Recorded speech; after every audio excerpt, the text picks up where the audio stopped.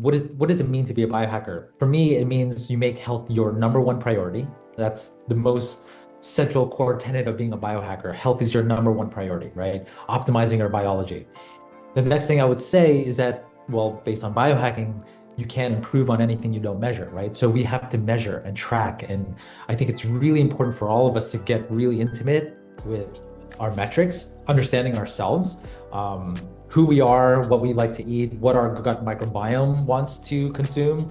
Because I often say this, that everything has everything to do with your gut microbial composition.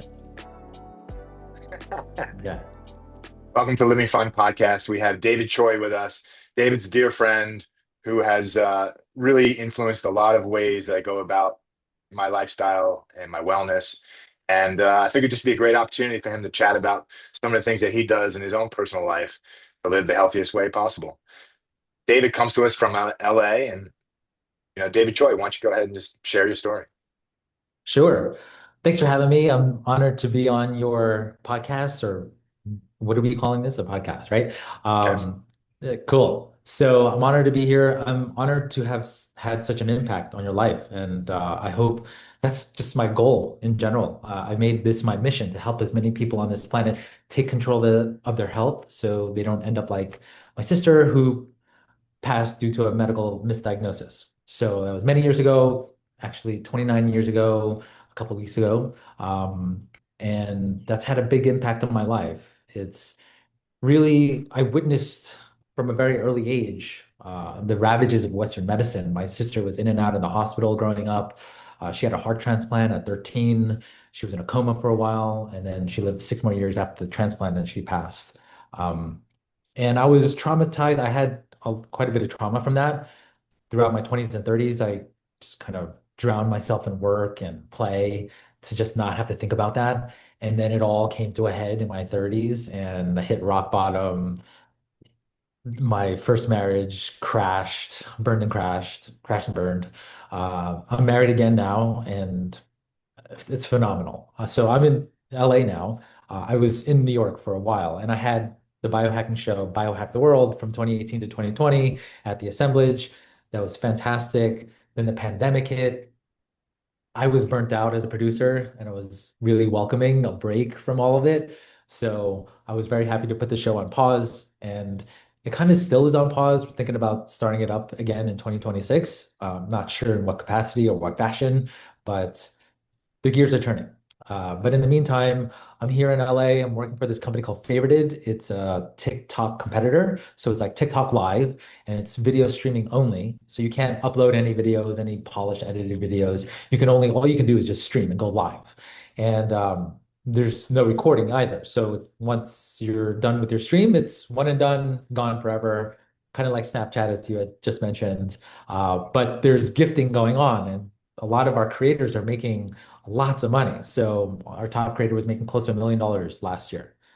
So, and the payout is 70-30, whereas TikTok is 50-50, if that makes sense. I'm new to this whole video streaming thing, and I feel like this is the next frontier for me to try to share my life and all the nitty-gritty details of like how I biohack, how I live my daily life, how I train. So I am gearing up to become a live streamer. Super. Yeah. Well, David, everything I know about you. I met you at one of your biohacking events in New York City through a mutual friend. And we just became fast friends. And, you introduced me to a whole crew of people that were always looking at ways to improve their lifestyle, different ways to go about trying to improve performance or just Yeah. general better feeling. And typically, if you can do that without having to go to a doctor or going the Western medical route. And maybe you can tell us some of your little tips and tricks, things that Yeah. that you care about. Yeah, absolutely. Well, I got into biohacking because biohacking to me, what does it mean to be a biohacker? For me, it means you make health your number one priority. That's the most central core tenet of being a biohacker. Health is your number one priority, right? Optimizing your biology. The next thing I would say is that, well, based on biohacking, you can't improve on anything you don't measure, right? So we have to measure and track. And I think it's really important for all of us to get really intimate with our metrics, understanding ourselves, who we are, what we like to eat, what our gut microbiome wants to consume. Because I often say this, that everything has everything to do with your gut microbial composition. So we should do everything possible, humanly possible, to optimize our gut microbial composition. What does that mean? That means doing all the great foundational things like sleeping well, eating right, and exercising. And for me, I really fell in love with Peter Attia's approach to wellness and the thing that he says all the time, that is, exercise is the most potent anti-aging drug known to man.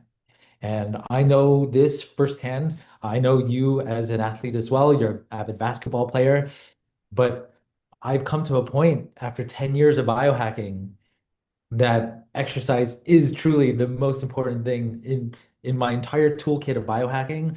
I have to train daily. And I recently added, since I came to LA, I recently added 10 miles of running per week. So Wednesday night, I'll run 4 miles, and on Saturday morning, I'll run 8 miles, 6 to 8 miles, and all with the Venice Run Club, which is fantastic. That's the other thing. It's community fitness. That's where it's at. You got to run with people.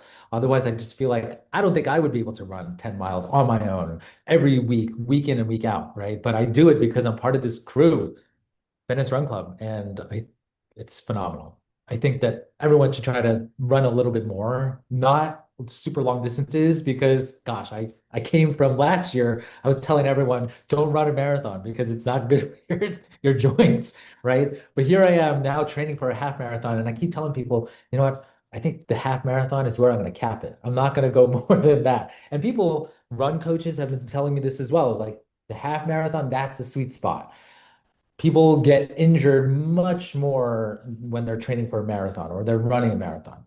So I kind of want to keep it to half marathons, and I want to do it for time, do it well. And so that's my focus right now.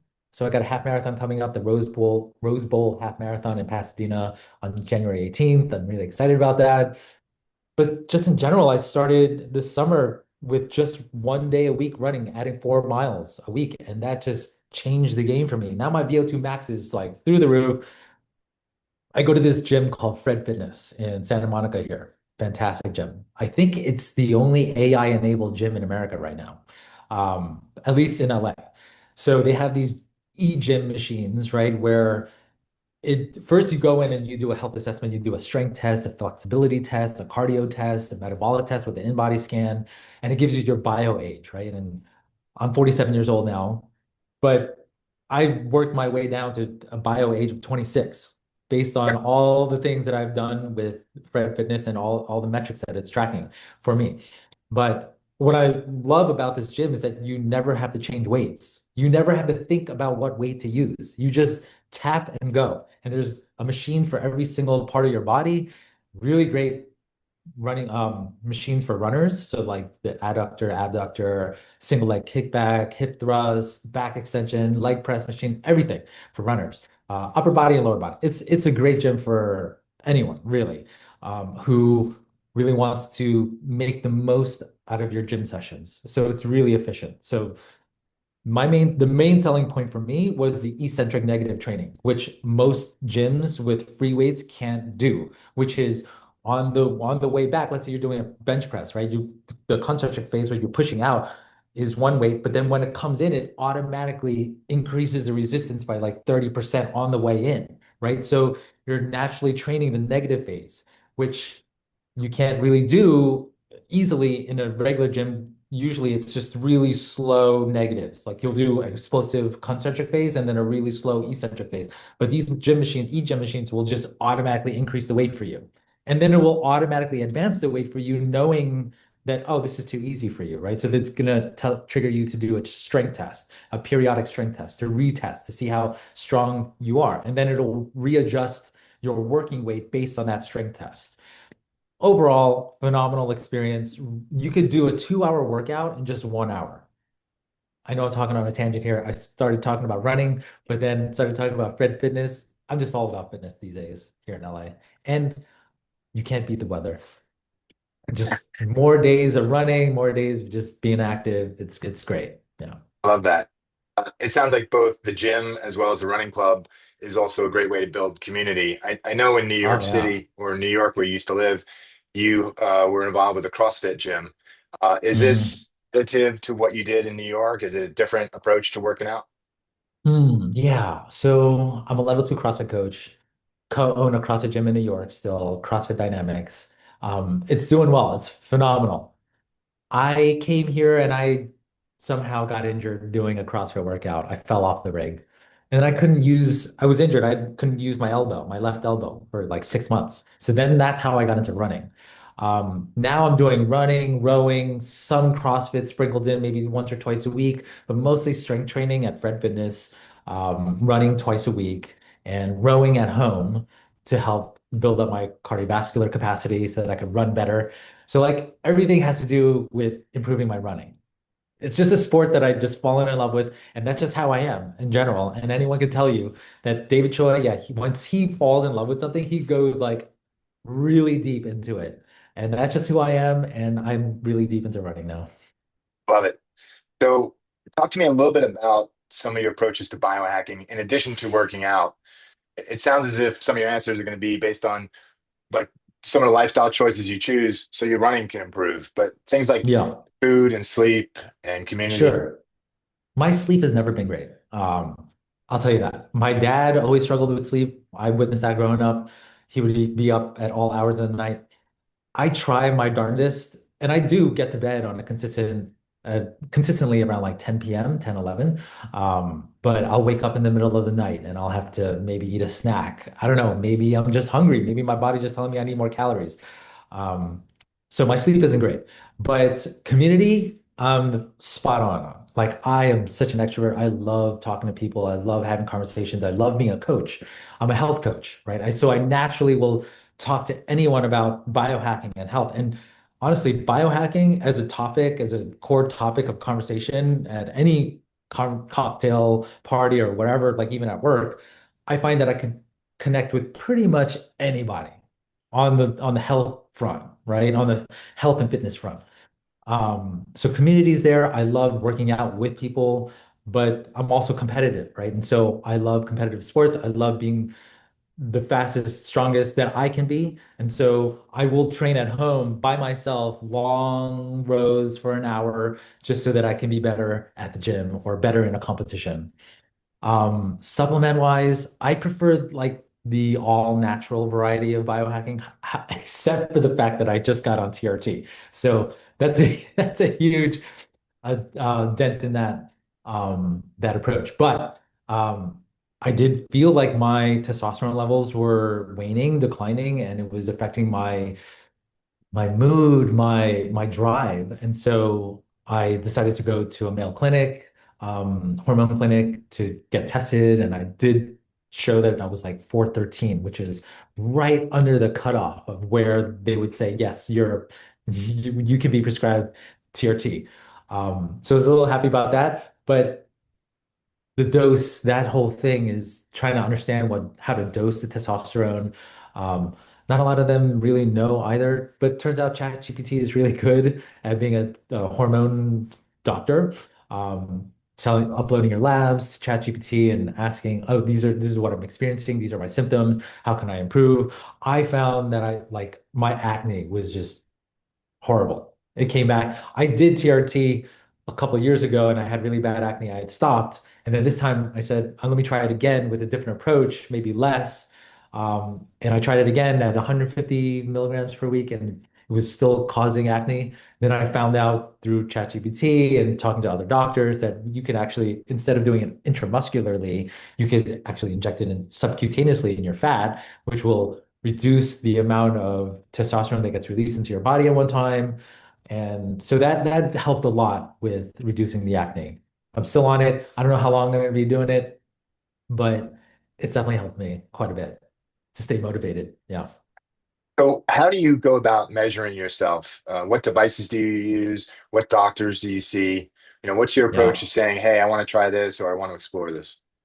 Yeah. Well, I've been a Whoop user for a long time. I'm not going to say that they're the best activity tracker out there. I saw YouTube videos and reviews that it's actually quite inaccurate, the latest version at least, the Whoop 5.0 MG. So I don't live and die by the metrics on Whoop. I do have an Apple Watch, track my pacing for my runs. That's how I measure my fitness is the main metrics that I monitor on a daily basis is my weight, just natural, just a scale. I just want to look at how much I weigh. I look in the mirror to see, am I where I'm supposed to be aesthetically? How do I feel? I'm like, am I tired, low energy? Do I feel like I'm ready to go after it today? And then I compare that corroborated with the data from my Whoop. But first and foremost is how I feel and how I look, right? Um, yeah. So I don't use an Oura ring. I like the VO2 max as my main metric to understand how functional I am, how well I'll live longer. Um, yeah, so that's my health span metric is the VO2 max. Let's see, what else do I track? I would say that's pretty much it. Those two things, yeah. Yeah, And VO2 so max then, and weight. if you feel like something is off, in your case, you felt like you had like maybe fatigue or lower energy, and you realized that you want to, explore TRT. Hmm. How do you incorporate doctors or providers in your life? Oh yeah. So, I also wanted to mention that I just started Function Health. So I did my first blood draw a couple months ago. Cholesterol is high naturally, as it's always been, but I'm trying to work on that by donating blood and plasma. I'm reading that that can help a lot. But yeah, so Function Health. And then your question, sorry, can you repeat your question? Yeah. So, how do you incorporate doctors or providers into your care? I don't. Okay. The gist of it, the bottom line.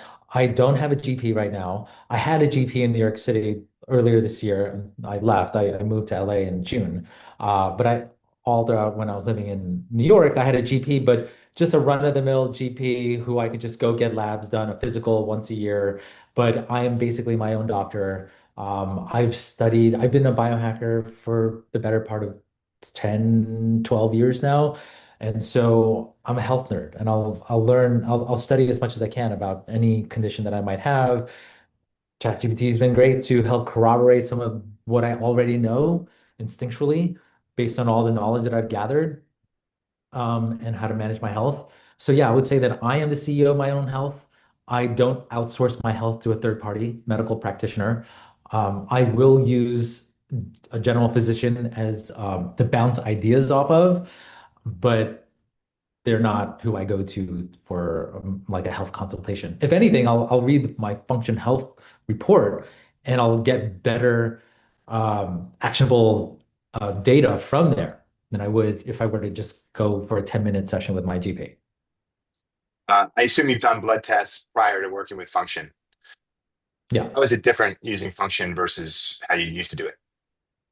Well, Function Health has a lot more data. They test for a lot more things. I'm not sure if all of those biomarkers are, helpful for everybody. But the more data for me is good. And they have a report where you can learn about each and every single biomarker that they test. Whereas like previously on blood labs, I've had to ask my doctor friend, hey, what do you think of this blood lab report? And then I have to go and individually Google each and every single item on my blood lab to understand how it all works. Now Function Health has this AI-enabled reports that can help you understand it better and how it's incorporated into your life. Yeah. You've mentioned me in the past. It sounds as if that allows you to be a CEO of your own health. Basically, Yeah. you Yeah. can you can manage what's going on. You can understand here's an area that I need some help with, and here's areas Yeah. that like what I'm doing is working. Um, Yeah. But there are tell me, competitors out there, right? So there's Fred Fitness, for example, this gym. I feel like everybody's doing blood labs now, right? So yeah. Whoop has it. Fred Fitness, the gym that I have, they partnered with a company called SiPhox, SIPHOX, and they do like at-home finger prick like blood tests. So you can do it at home, so it's not a venous draw like Function Health is. Function Health, you have to actually set up an appointment at a Quest, whatever lab where you go and get a blood draw. Superpower, I think, also does that. They have like a venous draw. Um, so yeah, there's competitors out there, and it's an interesting space, to see like who's gonna survive and all that. Yeah, I know Aura is also doing both Aura and Whoop. That's right. I think they signed up with Quest as their Mm, as their partner. Uh, mm, at the end of the day, it is Quest and LabCorp that are doing these tests. yeah. So I Right. imagine that the price points will come down. They're just going to be offering more Yeah. services for lower prices. Right. But I do agree that it is great for the person that cares about getting healthier to have Oh, access to the sure. information. Yeah. And we all need this at this juncture of where we are in society and with healthcare, what it is today in America. It doesn't seem like we're going to get any help. So it makes it even more important to be a biohacker, to know and understand your body and be the CEO of your own health so that you can manage all your health risks properly. I think Americans have gotten a little too complacent. Not us, but like the average American who would typically outsource their health to a doctor, like, oh, the doctor told me to take this medication. I don't know what it is, but the doctor told me to take it, so I'm taking it, right? There's so much of that going on, but now that's going to be corrected, I think, through a lot of what's going on in the world. I feel like Americans will be forced to be more cognizant of how they can take care of their own health. So you may not know this, but in the summertime, I was going through a little bit of a health issue, Yeah. and I couldn't quite figure out what it was that I was dealing with. And I went to Yeah. different doctors, and it just led to like a series of tests, Mm, and just sort of chasing my tail to try to figure it all out. And one doctor didn't know what was being done in another doctor's office, and mm, I certainly used chat to help me with it. Thankfully, mm, it turned out to be pneumonia and COVID, and wow. it just maybe long COVID, and it stayed with me for a while. Um, Mm, I use like you use the Whoop, I use the Aura Ring, and it's funny because I was able to track certain measurements, like my respiratory rate and my heart rate, even the amount that I needed sleep. All those numbers were away from my normal levels. mm, And when I started to feel better, my respiratory rate came down, mm, my HRV started going up, and funnily mm, enough, I actually needed less sleep. When I wasn't feeling well, whether I knew it or not, my body knew it needed to sleep. And mm. once my sleep went down a little bit, I realized in a certain way I must be getting healthier because my body doesn't need as much sleep as I thought I did. Um, Okay.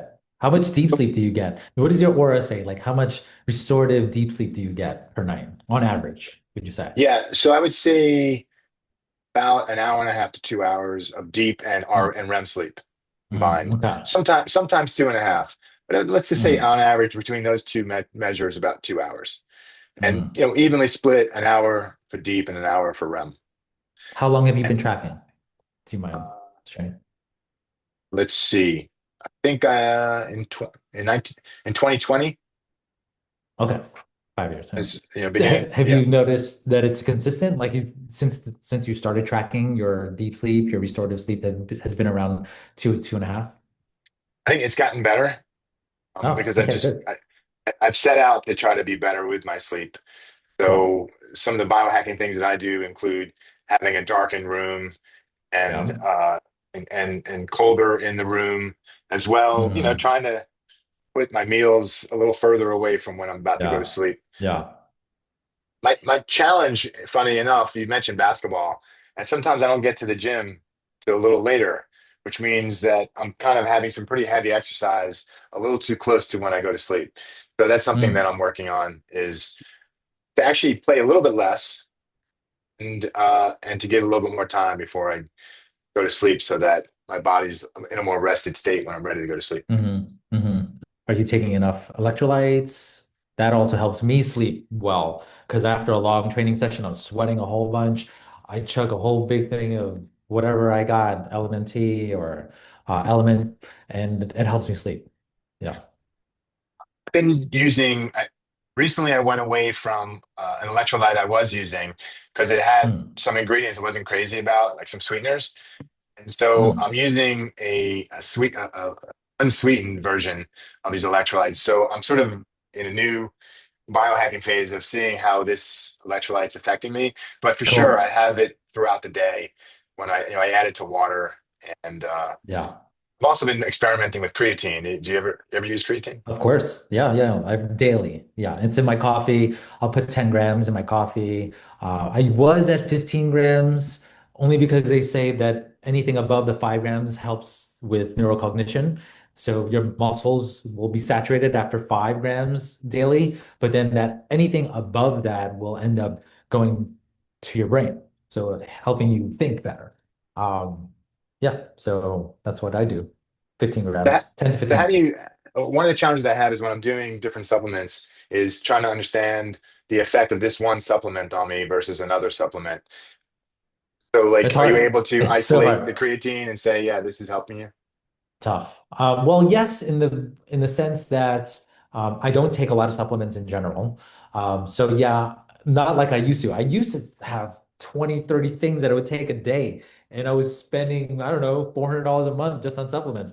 And then I got a blood test and it showed that my liver enzymes were elevated. And I was like, gosh, how am I going to figure this out? How am I going to figure out which of these supplements is actually increase like not taxing my liver? Right. And so um I decided to just do an elimination instead, but just like eliminate all of it. What would happen if I just stopped taking all of this? And so I think it was January of 2 years ago, I decided, you know what, what happens? What am I going to see?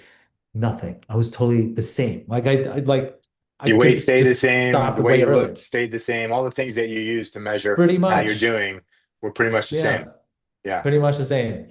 So then I started to slowly reintroduce a couple things like zinc because it's an estrogen blocker as well.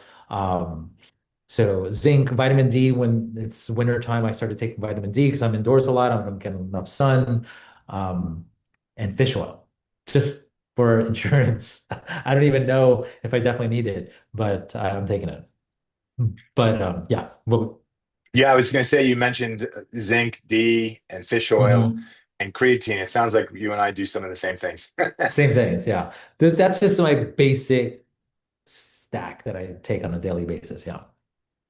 So, do you still make that ginger shot that you used to Yes. make? Thank you for bringing that up. So I still make that. It's my daily go-to. And I really, so like when I moved here in June, I didn't have access to all my blender, my tools, and I didn't know where to find low cost, like really good quality ginger at a good price.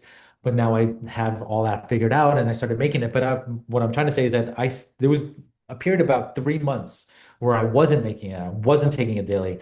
And I found that I was more susceptible to getting sick. I would get like a sinus thing here and there, maybe a little sore throat. And I was like, gosh, I really miss my ginger. And ever since I started making it again, I am good. I don't get sick. It's awesome.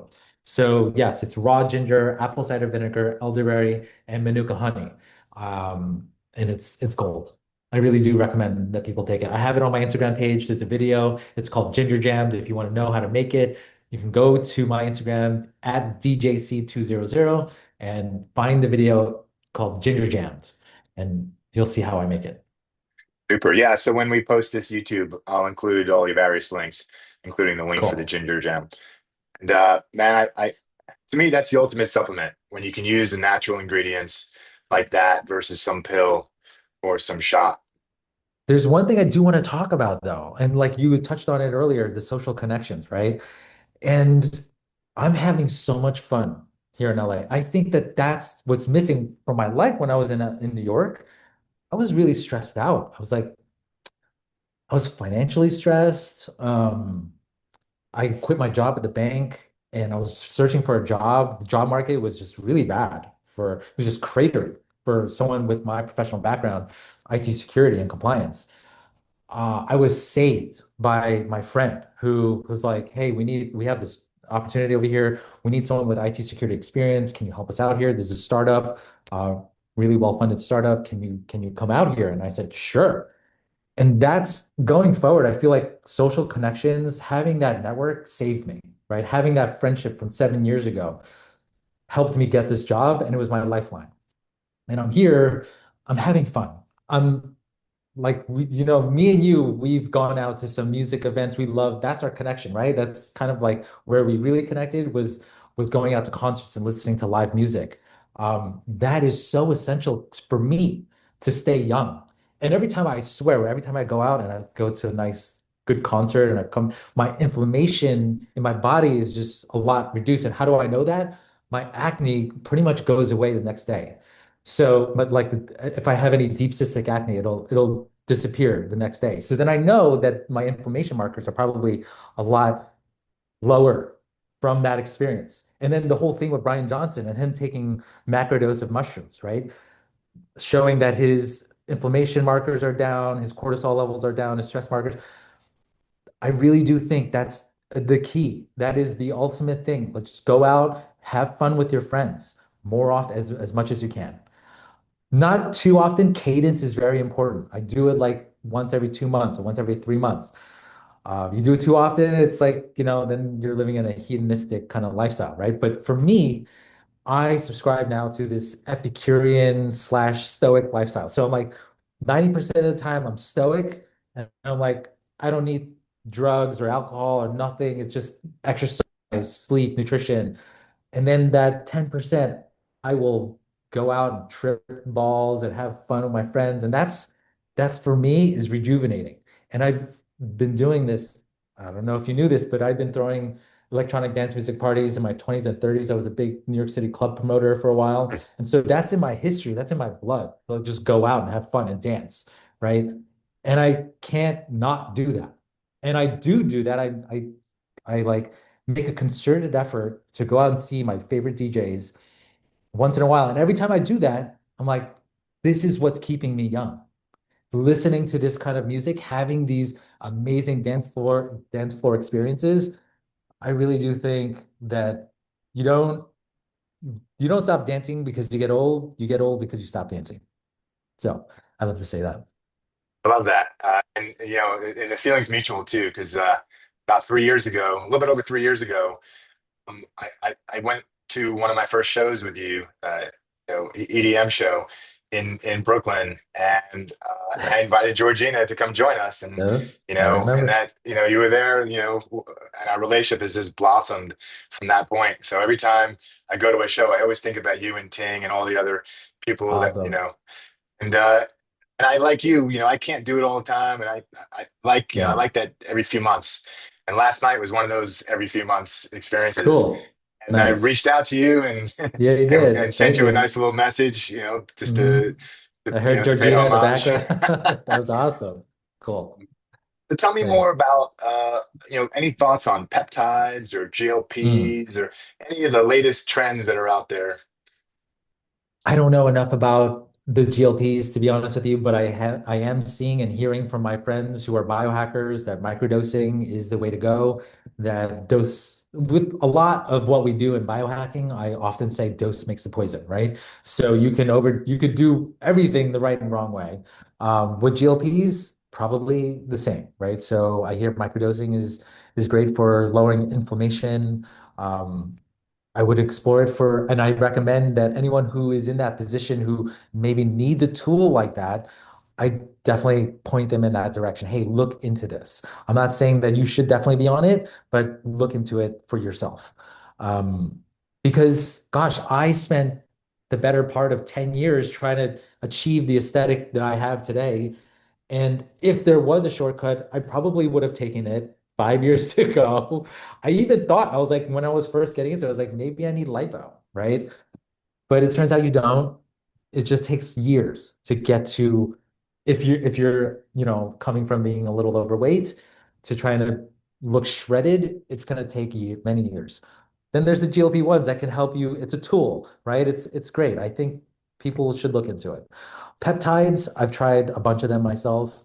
Like I said, I'm on TRT right now, but I don't really feel the need to get back into peptides.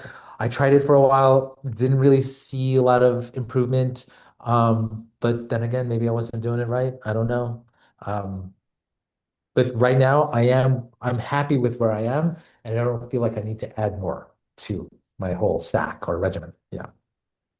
But you've mentioned, gut health as being a key Yeah. integral part of what you view as, if you have a good, strong, healthy gut, it's probably going to mean that you're pretty healthy overall. Yeah. Anything you do in that area that we Yeah, should hear well, about? that's definitely the reason why I make the ginger product, the raw ginger, apple cider vinegar, manuka honey. It helps to optimize your gut microbial composition, kill the bad bacteria and viruses, and overcrowd them with good bacteria. Primes my digestive system so that it can break down food better and assimilate the nutrients. That's my thing. I got that from my dad. I watched my dad make it, and when he was making it, it was just raw ginger and apple cider vinegar. It was the most vile thing. He tried to make me eat every day, and I couldn't do it. But I'm glad he exposed me to it, and he taught me that because then I could just take his recipe and improve on it. And adding the Manuka honey was a game changer. Now it tastes delicious. You could add some soda water to it, and it tastes like ginger ale. It's really good. Love it. I'm glad that we talked about this because now I'm motivated to make some at home myself. I've had it and I really do enjoy it. It actually makes me laugh that you mentioned your father because I'm the father of two sons who are both, late teens. And if they were here right now, they'd be making comments about the cod liver oil that I used to make them drink before they went to Oh school in the yeah. morning. They would do Well, cod that's liver really oil good. shots. Cod liver oil. But it Gotcha. was pretty like, I mean, it was flavorless, but I'm sure it wasn't a joyous experience for a Yeah, young kid. So when you sure. talked about your father having you just drink the apple cider vinegar and ginger, But it's uh, so good that you at least expose them to that at an yeah, early age because a lot of the things that I rejected from my father growing up, later in life, at this juncture of my life, I look back on it and think, oh, yeah, I should do that. And then I'll do it. And then, like, oh, this is why my dad wanted me to do this. Right. So hopefully they're gonna get on the bandwagon later on in life. Yeah. my 19-year-old for the holidays asked me for an Aura ring because he wants to track his sleep and some of his numbers better. And he's a math kid. So he was asking questions around some of the quantitative elements of measurement. Oh And I think boy. that's like a first step of like him becoming like you. Tell us about your approach to diet, foods you eat, don't eat, timing, anything, fasting. Yeah, so fasting, that's interesting. So I used to be a big time faster and I don't really do that anymore. I eat when I'm hungry. I just listen to my body. I'm very active, so and I'm always trying to eat the adequate amount of calories to fuel my activity. So I find myself on the opposite end where like I feel like I need to eat more, but choosing the right foods is very important. So in 2025, I got really smart with that. I got really good at eliminating processed foods. So I'm eating mostly whole foods. I would say like 95% whole food diet. And I can achieve that through Meal Prep Sunday, which is this food meal delivery service that they have here in Southern California. Obviously, there's all different kinds. There's ones in New York, but this one in particular uses very healthy fats, avocado, olive oil, whole foods, and plenty of protein. So it's really good for athletes. So I chose them and it's very affordable. It comes out to like $12.50 for each meal. I use an air fryer. It's delicious. And then I just add on top of that. So I have like egg whites that I'll get from Costco, buy the 6 pack or whatever egg whites, and I'll air fry each meal with some extra egg whites, or I could just throw it all into a soup, just put it all in bone broth and make a soup with a couple of added eggs. So I do the meal prep thing. I eat whole eggs. I make egg salad at work. Plenty of yogurt every day. That's a staple. I like this Greek yogurt bowl that I make with granola. I'm not shying away from carbs so much. I just shy away from processed foods and processed carbs. If I'm going to eat carbs, I love having sushi the day before a run. It's fantastic. I did really find that carbohydrates really makes my cardio sessions so much more enjoyable. And I'm just happier in general, just having good amount of carbs a day. But it's all balanced, right? So that's why I went with Meal Prep Sunday is because the macros are correct, right? And then you can go in and choose your meals each week, and you can see, you can select the meals that are fitting, that would fit your dietary profile, right? So if I was keto, I'm gonna choose the ones that are much more higher in fat, but I'm not that. So I do like moderate low to moderate fat, a healthy amount of carbs and protein. So just really kind of balanced. That's how I like to eat. So is the company called Meal Prep Sunday, or it just happens Yeah. to be when the food comes to you? No, the company is called Meal Prep Sunday. Yeah. So And you can Google Meal and Prep Sunday service. and you do get it on a Sunday. You can choose. It can come on Okay. Sunday or Monday, depending. But yeah, I think Sunday or Monday, those are the two options. There might be Saturday service, but yeah, And either. how many meals do you get for the week on that day? Yeah, so between me and my wife, I order 20 meals throughout the week and we both share. We're still at it, like we're still cooking at home just a little bit to accent the meals because, it could over time, you might get bored a little bit. So we make our own kimchi. That's another thing that we love to eat as a staple in our diet. We make our own kimchi. We have like these kimchi making parties with our friends, and we make like huge batches of kimchi at the same time, and we share. And that's the way Koreans like to do it. You might know from your We, experience with Georgina. I don't know. But yeah, so kimchi and bone broth added onto all the meals. Yeah. and so those meal prep, uh, does it come as raw ingredients or is it already cooked for you? No, it's all prepped, cooked. Okay, You just need to heat it up. So it's, gotcha, yeah, super simple. Throw it into the air fryer for 10 minutes and then you have an amazing, delicious meal.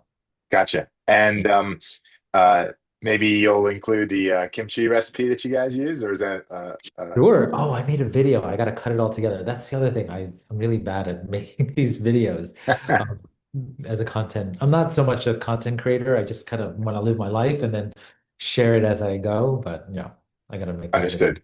Yeah. And then I guess the other thing would be, since you moved from NYC to LA, has your food experience changed? Whether it's the ingredients or types of foods you're eating.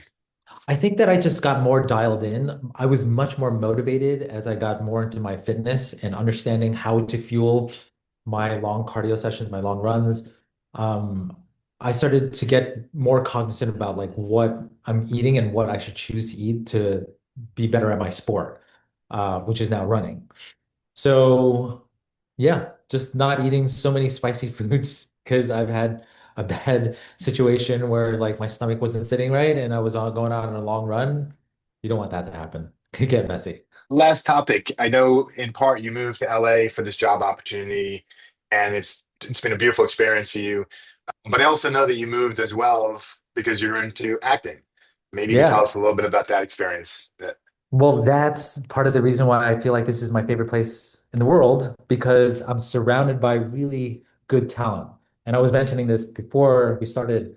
When I was acting in New York, when I was training as an actor in New York, which is a great place to learn how to act, um, I just felt like after 10 years of training, I needed to be around people who just eat, sleep, and breathe acting, right? Really true thespians. And you don't really find too many of those in New York. In New York, you find, when I was going to school, you find a bunch of people who are like, oh, I want to see if I can act. I want to see if I got something, right? I don't want to be around people who want to see if they got something. I want to surround myself with people who are just in it and they love acting. It's their vocation. It's the only thing they're going to do for the rest of their lives. That's me. I'm Acting is my vocation. It's my calling in life. This is the only thing that it's my North Star, right? And so when I'm training here, I'm just inspired by all the people, just the talent. Um, it's tricky because LA is also full of cults. It's so LA is kind of culty, but if you find the right group and the right group of actors and a great teacher and a great acting school, which I have, and I'm having a lot of fun. And yeah, this is a great city to be in if you're into acting. And so I'm also in this Steven Spielberg movie. Last year, I was playing a North Korean soldier in this Steven Spielberg movie that's coming out in June. It's an alien movie, and I play a North Korean soldier who gets the first notification that aliens are coming to Earth, right? And so I'm not cut from this film. Hopefully I made the final edit. And if that happens, then I don't know, maybe my acting career is going to take a turn for the better in 2026. So fingers crossed. Amazing. David Choi, super, Super fun to catch up with you. You're one of my favorite people out there. In Oh, part thank because you. you're like a renaissance man. You're constantly growing and expanding and like just exploring. And as you said, you're an extrovert and you love bringing along people that are willing. And life well lived. So again, thanks so much for joining us. Thank you so much for having me. It was awesome. Thanks, Rob.